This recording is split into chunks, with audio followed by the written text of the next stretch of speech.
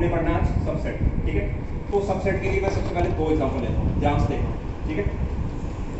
एक मैंने सेट ले लिया ये वाला, और दूसरा मैंने सेट ले लिया ये वाला, ठीक है। अब यहाँ पे देखो मैंने एक चीज देखी सबसे पहले, इसमें नंबर ऑफ एलिमेंट्स कितने हैं? 3 है, कल बताया था मैंने। और इसमें नंबर ऑफ एलिमेंट्स कितने हैं? 2 है, ठीक है। और नंबर ऑफ एलिमेंट्स को हमने ऐसे लिखा था कितने थे? 3 है, और इसमें कितने नंबर ऑफ एलिमेंट्स? 2 है, ठीक है। अब अगर हम एक चीज देखें, दोनों में एलिमेंट्स बराबर नहीं है तो दोनों का इक्वल होने का सवाल होता ही नहीं, दोनों का भी इक्वल भी हो ही नहीं सकते, ठीक है। अब नेक्स्ट चीज आती है, अगर हम बी को देखें, बी का हर एक एलिमेंट ए में आ रहा है, लेकिन ए का हर एक एलिमेंट बी में नहीं आ रहा है, नहीं आ रहा, क्योंकि बी ए में, बी का जो हर एक एलिमेंट है वो ए में आ रहा है। इसका मतलब हम बी को क्या कह सकते हैं? B is contained in D, B A के अंदर आता है, इसे हम क्या कहेंगे? बी ए के अंदर आता है, ठीक है, समझ आ गई। तो जब अगर बी इज कंटेन्ड इन ए, तो इसको इंग्लिश में बोला मैंने, अब इसको मैथ्स में कैसे लिखते हैं? मैथ्स में लिखते हैं बी इज सबसेट ऑफ ए, क्या बोलते हैं? बी इज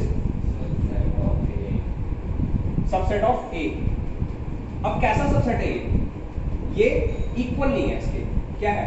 इससे एक कम है ना, तो कैसा सबसेट है? प्रॉपर है, कैसा? ठीक है। तो प्रॉपर के लिए साइन कैसा होता है? प्रॉपर के लिए साइन ऐसे होता है, ठीक है। तो हम कैसे लिखेंगे? बी सबसेट ऑफ ए को ऐसे लिखेंगे, ठीक है। अब मैंने ये तो बोल दिया कि बी को हमने क्या बोला? बी बन गया सबसेट, लेकिन ए को क्या पहले? बी का तो मैंने बता दिया, बी ए का क्या लगता है? सबसेट लगता है, लेकिन ए बी का क्या लगेगा? उसे क्या बोलेंगे? ए बनेगा सुपरसेट, क्या बनता है? ठीक है। तो इसको लिख सकते हैं ए इज सुपरसेट ऑफ बी, ठीक है। जिसकी साइड बुक खुला है वो सुपरसेट बन जाता है, और जिसकी साइड बंद है वो क्या बन जाएगा? सबसेट।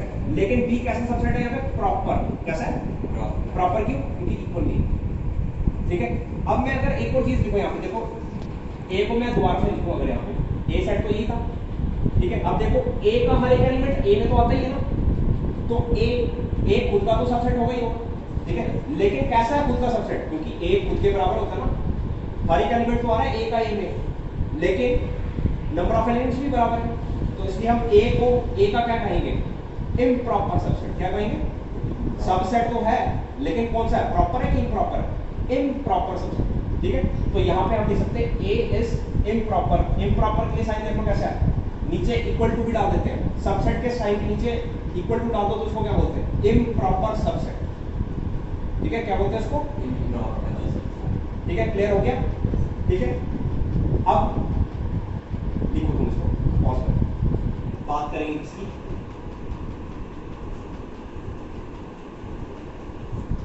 अब हम बात करेंगे यूनिवर्सल सेट की,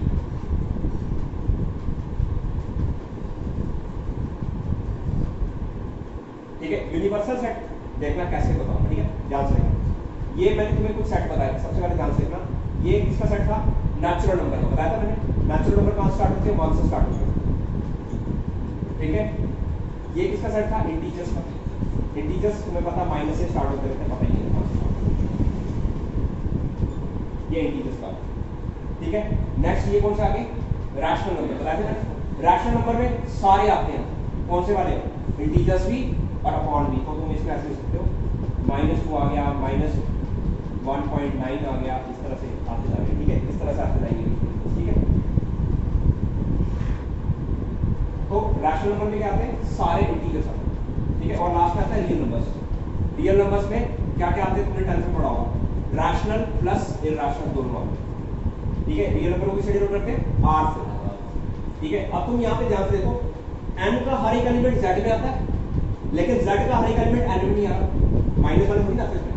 तो कौन किसका सबसेट है और कौन किसका सुपरसेट है? n जो है वो z का सबसेट है, तो कैसे लिखूंगा मैं? ये रियल नंबर सबसेट लिखूंगा, और ये क्या है? रैशनल नंबर, और ये नेचुरल नंबर, और ये क्या है? इंटीजर्स, ये नेचुरल नंबर। अब जो n है वो सबसेट है किसका? z का, ठीक है। और जितने भी इंटीजर्स हैं वो सारे किसके अंदर आते हैं? Rational number. तो z क्या बन गया? q का सबसेट। और जितने भी रैशनल नंबर होते हैं वो सब किसके अंदर आते हैं? रियल नंबर के अंदर आते हैं, ठीक है। तो यहां से देखो मैं कंबाइन करके लिखता हूं, इन सबको मैं कंबाइन करके लिखता हूं। कैसे बनता है कंबाइन करके? n is subset of z, z Z is subset of Q, Q subset of R। तो इसका मतलब क्या है, N अगर इसका सबसेट है तो N इसका भी सबसेट है और इसका भी सबसेट है, सबका है, समझ आ गया? और Z इसका भी सबसेट है और इसका भी सबसेट है, लेकिन जो Q है वो सिर्फ इसी का सबसेट है और किसी का नहीं है, ठीक है? तो देखो जो सबसे बड़ा सेट दिख रहा है, सबसे बड़ा कौन दिखा? रियल नंबर दिखा, रियल नंबर। तो ये जो रियल नंबर वाला होगा इसको हम क्या बोलेंगे? Universal set. क्या बोलेंगे इसका? तो सीधा सीधा कह सकते हैं तुम, जो सुपर सेट का भी सुपर सेट होता है उसको क्या बोलते हैं? Universal set. जिससे बड़ा कोई सेट कोई नहीं, उसको क्या कहते हैं हम? Universal set. ऐसा सेट जिसके अंदर सारे सेट उसके अंदर ही आ जाते हैं, या मतलब जिसके बाकी सारे सेट क्या बन जाते हैं? सब सेट बन जाते हैं। तो यहाँ पे देखो R के बाकी जितने भी सेट्स लिखे मैंने सारे क्या बन रहे हैं? सब सेट बन रहे हैं, इसलिए हमने इसको क्या कह दिया? क्या ये यूनिवर्सल सेट, ठीक है? और ये जो N क्या बन जाएगा? सबसेट तीनों का। Z किसका सबसेट है? इन दोनों का। Q किसका सबसेट है? इसका, ठीक है? और यहाँ हम कह सकते हैं Z is super set of N, Q is super set of Z और N, R is super set of, या R इज यूनिवर्सल सेट भी कह सकते हैं, क्योंकि ये इसके बड़ा कोई है नहीं। समझ आ गया? अगर एक और मैं एग्जांपल दूं यहाँ पे तुम्हारी बुक की, ध्यान से देखना, बुक की अगर मैं एग्जांपल दूं यहाँ पे, तो तुम्हें पता है हमारे पास ट्राइंगल्स बहुत सारे टाइप्स के होते हैं।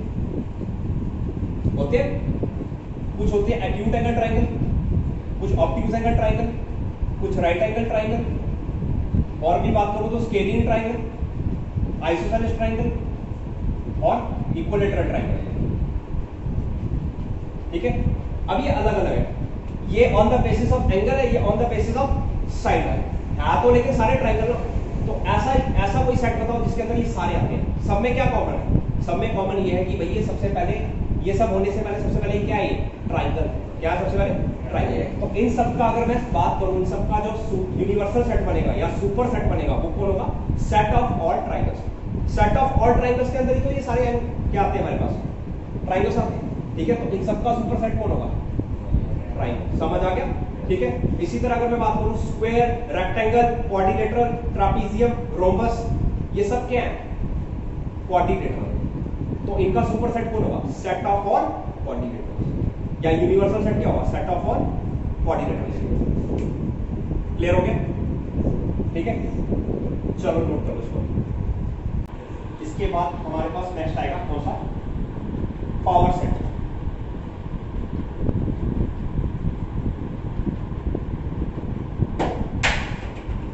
ये हमारे पास मान लो एक सेट आ गया A, ठीक है, जिसमें एलिमेंट्स हमने ये दो लिखे, ठीक है? अब ध्यान से देखना, इसका मतलब होता है पावर सेट ऑफ A। क्या बोलते हैं इसको? क्या पढ़ते हैं? पावर सेट ऑफ A, ठीक है? इसका मतलब क्या होता है? जितने भी A के सबसेट आएंगे, A के जितने भी सबसेट होंगे उन सबका क्या होगा? उन सबका अगर सेट बना दिया जाए तो उसको क्या बोलते हैं? पावर सेट, ठीक है? अब A के पहले सबसेट कैसे निकालने हैं, ध्यान से देखना। फॉर्मूला क्या है? हमें कैसे पता लगेगा कि A के कितने सबसेट बन रहे हैं? A के हमेशा कितने सबसेट होंगे? 2 की पावर n कर देना है। n क्या है यहाँ पे? Number of elements. A के अंदर कितने एलिमेंट्स आ रहे हैं? 2 की पावर उतनी कर देंगे, ठीक है? तो यहाँ पे n की वैल्यू क्या है? 2 ही है, ठीक है? तो 2 की पावर 2 कितने होंगे? 4। तो यहाँ पे A के कितने सबसेट बन रहे हैं? 4।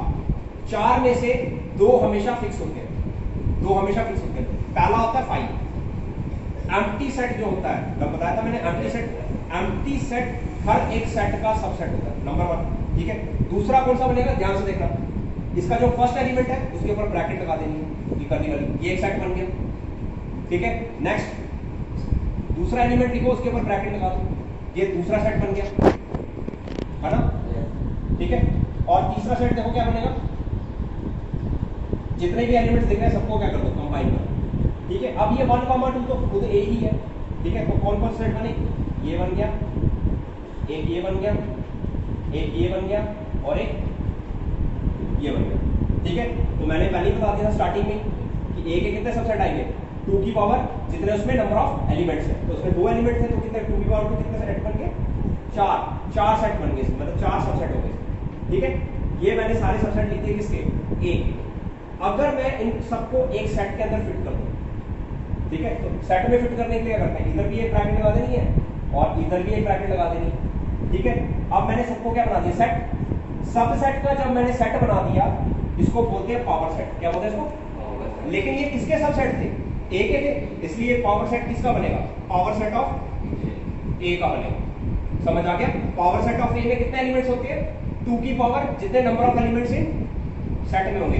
यहाँ पे ए था, ए में 2 थे तो 2 की पावर 2 कर दी, 4 एलिमेंट्स। 4 में से 2 याद रखना, एक हमेशा 5 तो हमेशा ही होगा, और लेकिन 5 को ब्रैकेट नहीं निकालना जैसे बाकी एलिमेंट्स लगाएंगे।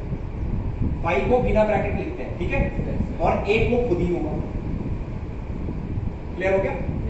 ठीक है। अगर 3 एलिमेंट्स, अगर किसी सेट में 3 एलिमेंट्स होते हैं, ठीक है, तो उसके कितने हो जाएंगे? 2 की पावर 3 कितने हो जाएंगे उसमें?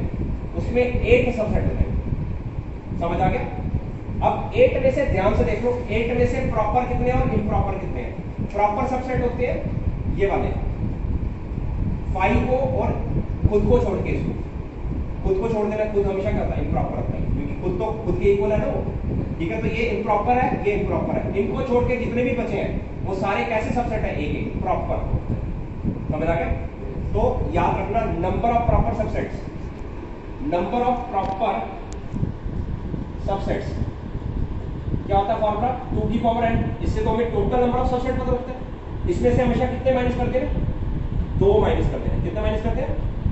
2 माइनस करते हैं, क्योंकि 2 में से एक ये होता है, एक ये होता है। ये कैसे सबसेट है? इम्प्रॉपर। कैसे होते हैं? ठीक है, तो पावर सेट इसे हम कहते हैं। ठीक है, क्लियर हो गया?